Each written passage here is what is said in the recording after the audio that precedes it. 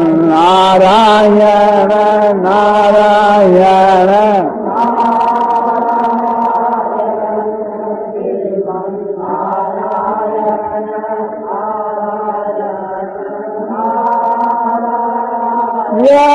रामचंद्र की मार्वंशी।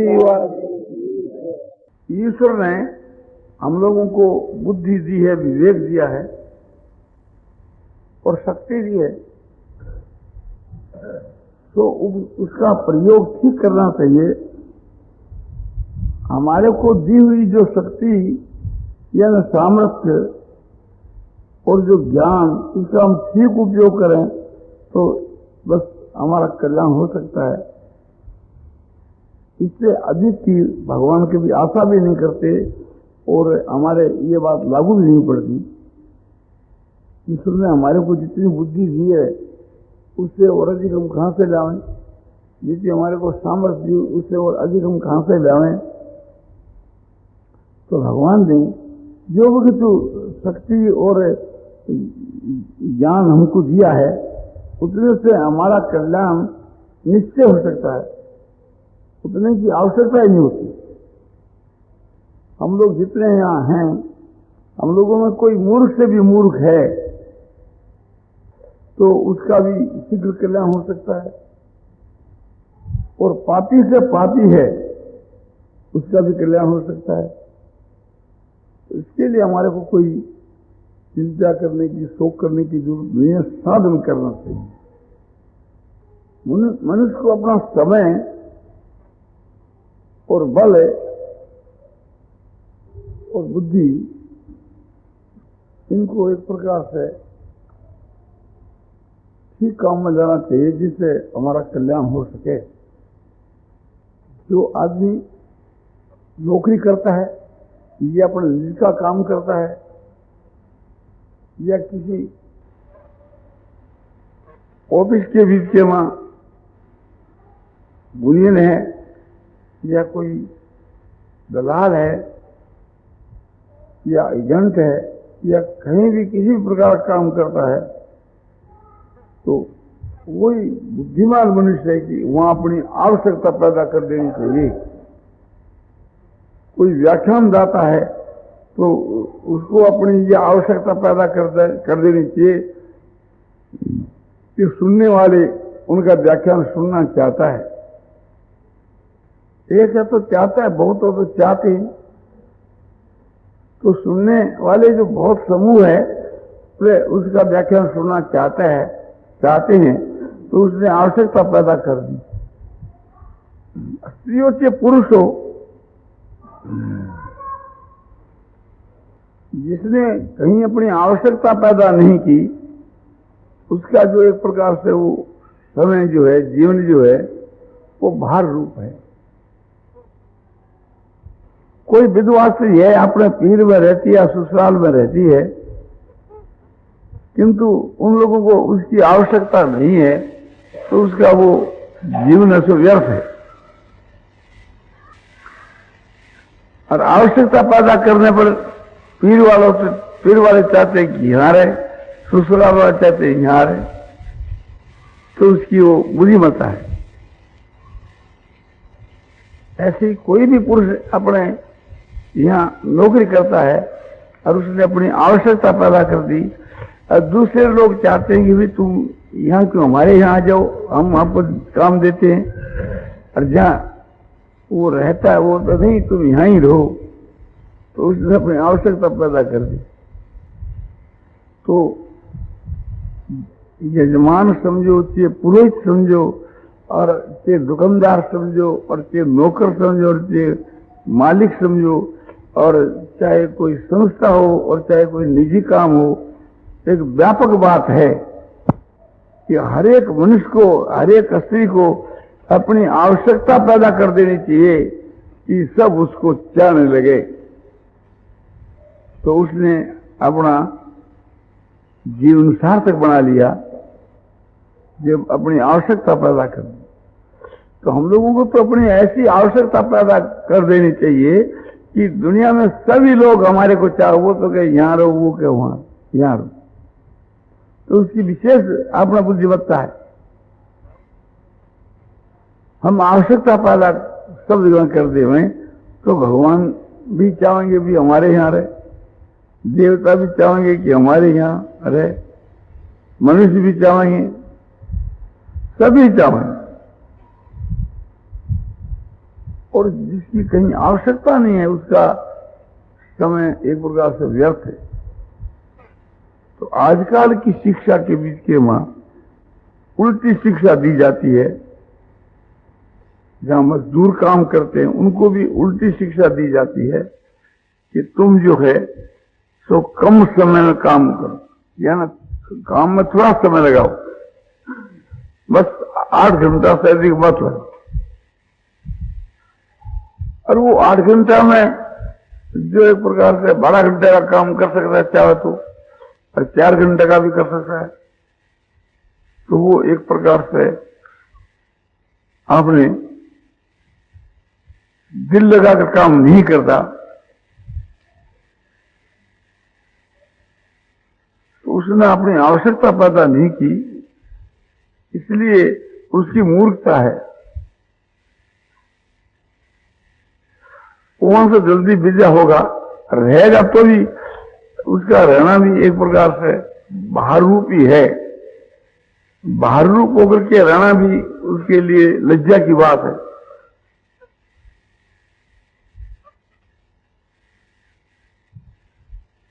तो जितना हमको समय लगाना चाहिए उतना हम समय नहीं देते, तो हम समय की चोरी करते। और जितनी हमारी शक्ति है उतनी शक्ति लगा करके हम काम नहीं करते हैं, तो हम शक्ति की चोरी करते हैं, अपने बल की चोरी करते हैं। और जितनी बुद्धि लगानी चाहिए उतनी बुद्धि नहीं लगाते हैं, तो हम बुद्धि की चोरी करते हैं। तो चोर की कहीं आवश्यकता नहीं रहती। सब चाहते हैं कि भी हमारे यहां कोई चोर होकर के नहीं रहते। चोर की कहीं आवश्यकता नहीं, न भगवान के घरे आवश्यकता है न यहां आवश्यकता है। उसके घर वाले जो माता पिता भाई बंधु वो भी तंग आ जाते हैं, दूसरों की तो बात ही क्या है।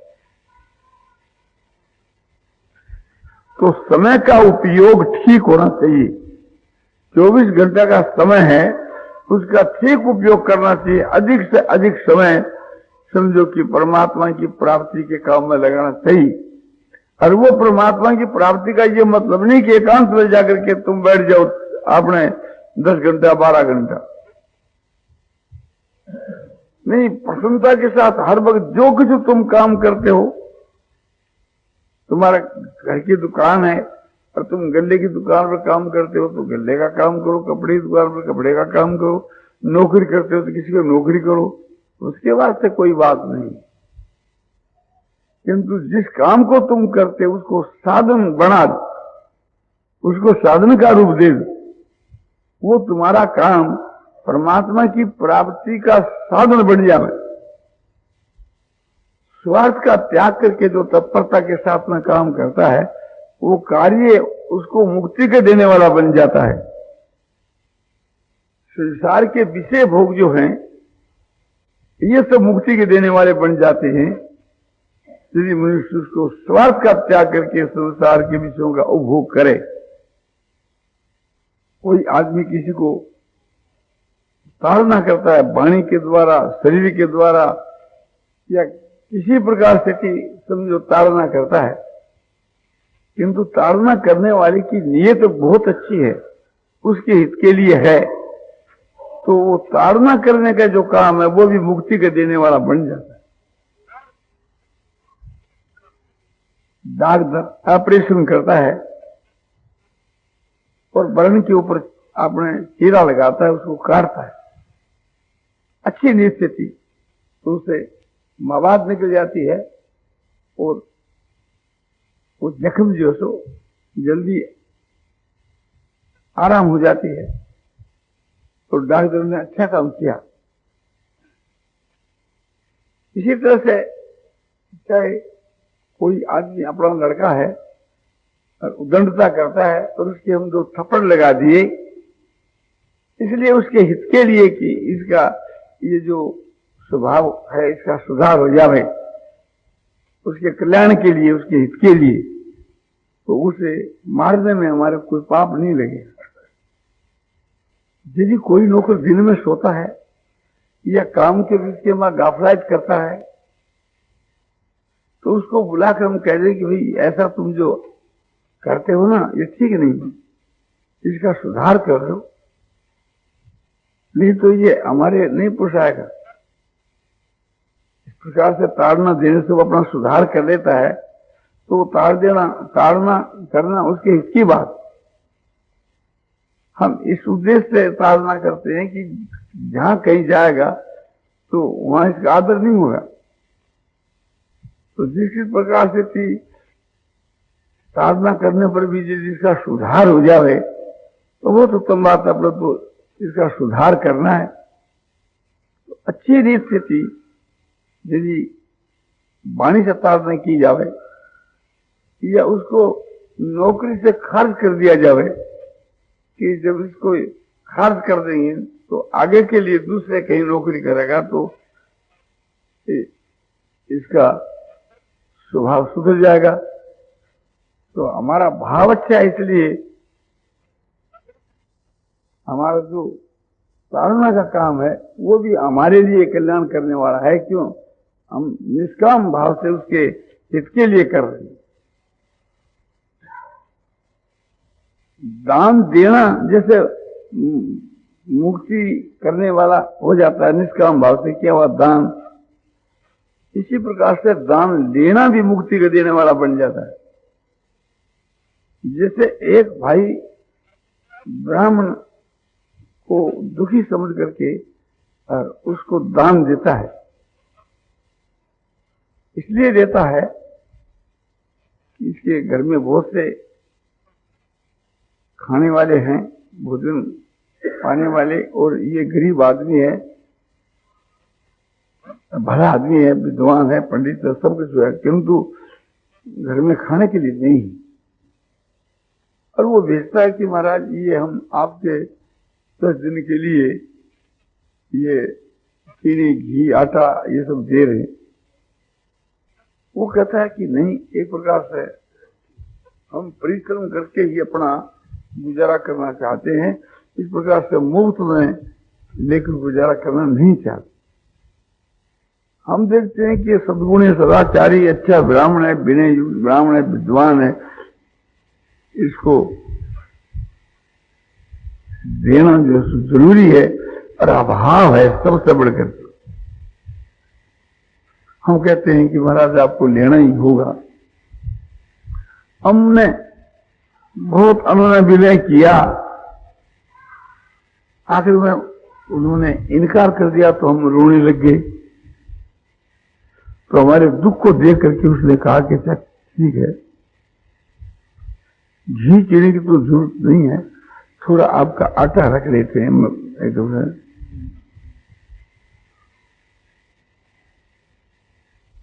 ठीक है, हमारे अभाव है ये बात तो ठीक है, किंतु हमारे अभाव की पूर्ति हम किसी सहायता लेकर करना नहीं चाहते, हम अपना परिश्रम करके ही उसकी पूर्ति करना चाहते हैं।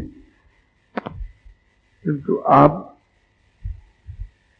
ले आए तो आपका मान रखने के लिए हम आज भर का घर में 10 प्राणी हैं, तो ये आपका 5 सेर आटा रख, 5 सेर आटा हमने उसका रख लिया। फिर उसने बहुत कोशिश करी कि नहीं आटा तो आप सब भी रख लो, थोड़ा घी भी रख लो।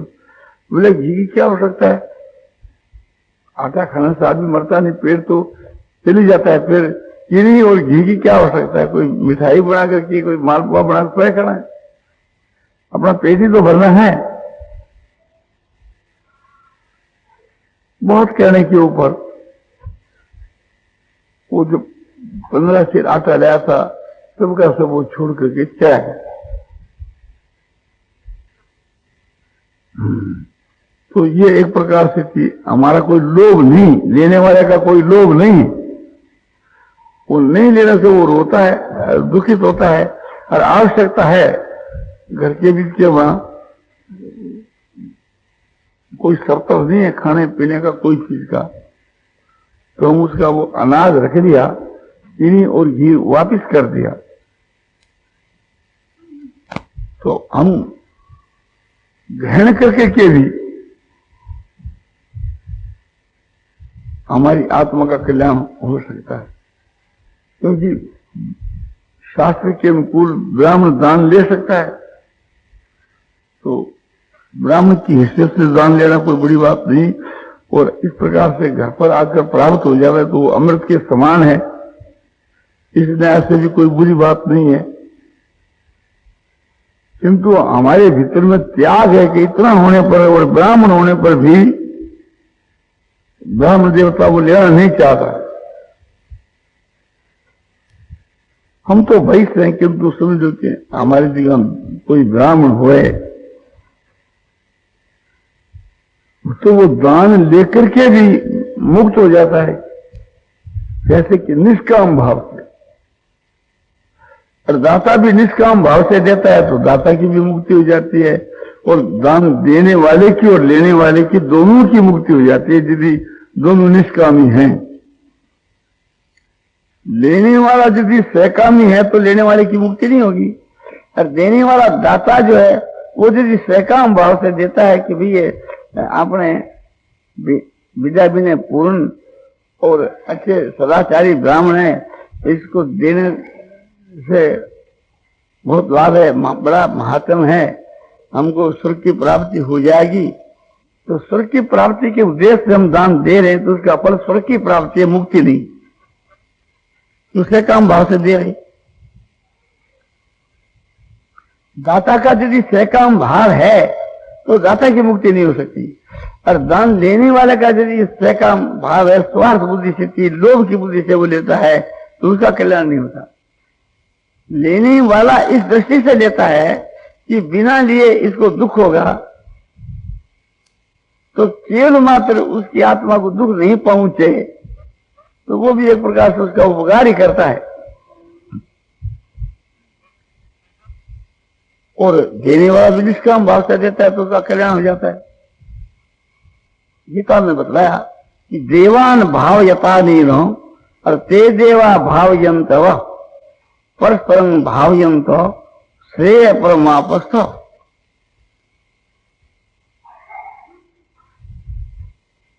देवान भाव यथा नीनो अन्य यज्ञ नो, इस यज्ञ के द्वारा तुम देवता को उन्नत करो। देवता का जिस प्रकार से हित है सो करो। इस जग के द्वारा तुम देवताओं को बढ़ाओ, देवताओं को उन्नत करो, और वे देवता तुम्हारी उन्नति करे, वे तुम्हारे इसको चाहे, तुम्हारा इसको कल्याण चाहे। तो परस्पर भावयंत, परस्पर एक दूसरे का हित चाहते हुए, देवता तो मनुष्यों का हित चाहे, मनुष्य देवताओं का हित चाहे, तो एक दूसरे का हित चाहते हुए श्रेय परमापस्थ, श्रेय परम, परम जो श्रेय मुक्ति कल्याण, उसको दोनों प्राप्त हो जाते। तो जिस प्रकार से कि देवताओं का यजन करने वाला यजमान मुक्त हो जाता है, देवता अपने कर्तव्य का पालन करता है, देवता भी सुख कल्याण को प्राप्त हो जाता है। परस्पर एक दूसरे का हित करने से, एक दूसरे के हित में रप्त होने से दोनों का कल्याण हो जाता है। यह बात सब प्रकटा दो, हम आपका उपकार करें, स्वार्थ का त्याग करके जिस किस प्रकार से आपका उपकार हो चेष्टा करें, और आप हमारा उपकार करें, तो इस प्रकार के परस्पर के उपकार से दोनों का ही कल्याण हो जाता है। तो इस विद्या के सीखने की आवश्यकता है। सतयुग के बीच के वहां जो है, समझो कि संभव है कि ऐसी ही बात होया करती थी। किसी के घर के वहां कोई मर गया तो उस सहानुभूति के लिए लोग आया करते थे। और पिता के श्राद्ध के दिन इनको आदमियों की और चीजों की आवश्यकता पड़ेगी, तो आगे के कहते कि इस काम के मां आप दया करके जो कुछ बर्तन चाहिए या मिठास चाहिए, कोई भी चीज चाहिए तो हमारे यहां से मंगाना, तो हम आपकी बड़ी दया समझेंगे। दूसरा भाई आता है कि साहब आपके यहां पिताजी का शरीर बरत गया है, तो चीज बस जो दरकार हो अपने घर से मंगाना। वो कहता है कि ठीक है, आपका कहना बड़ा उत्तम है, प्रेम का कहना है, आपकी हमारी बड़ी दया है, किंतु आपके पहला एक भाई अभी आए थे बैठने के लिए, वो कह गया और हमने थोड़ी स्वीकृति दे दी, तो इसीलिए थोड़ी लाचारी है। तो बोले कोई बात नहीं, आधा उसके वहां से मंगाओ, फिर आधा हमारे यहां से मंगाओ। तो अच्छा, मैं उसको थोड़ा संतोष करा करके के हो सकेगा तो आपके यहां से भी कुछ मंगा लिया जाए। कितनी सभ्यता की बात है। ये इस प्रकार से कहने वाले जो हैं आग्रह करते हैं, और वो लेने वाला भी कहता है कि अच्छा। फिर तीसरा भाई आया कि भाई कुछ हमारे से भी मंगाना तो पड़ेगा। नहीं, आप बताइए हमारे घर में ये जो विवाह के मां खर्च के ऊपर बरतने वाली जो चीजें क्या काम आ रही है, और आपके यहाँ आ जाओ तो हमारी जो चीज है सफल हो जाए। अच्छा, आपसे भी थोड़ा मंगा ले। तो कहा भी कि विवाह के मां 2 दरी चाहिए, उससे दरी मंगा लो, उससे ये मंगा लो। ऐसा विचार करते हैं कि कुछ मंगा लो, और वे लोग अपना ही आदमी करके क्या अपने यहाँ सो भेज रहे हैं, क्या क्या क्या चीज की आवश्यकता है सो बतलाई।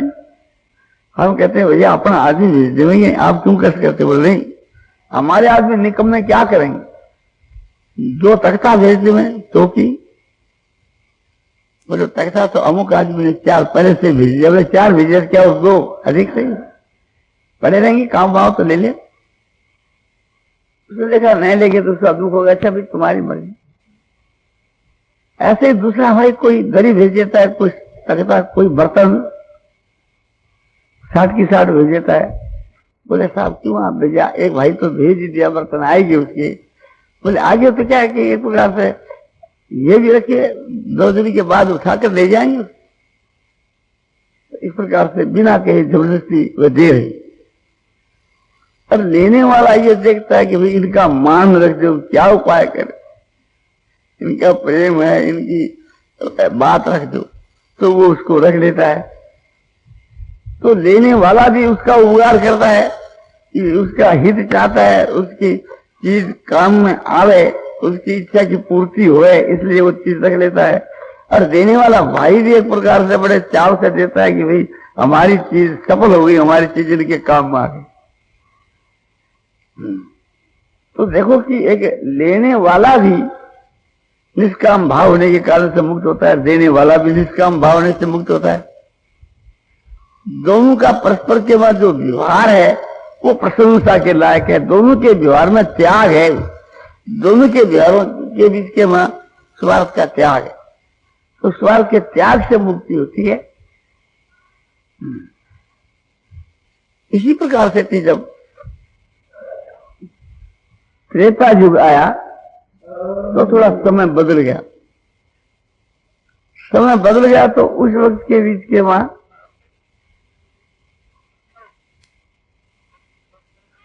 लोग आते बैठने के वास्ते, साहब आपके खर्च के लिए चीजों की दरकार है, बर्तन भांडों की, उनकी सब तस्वीर बैठ गई होगी ना?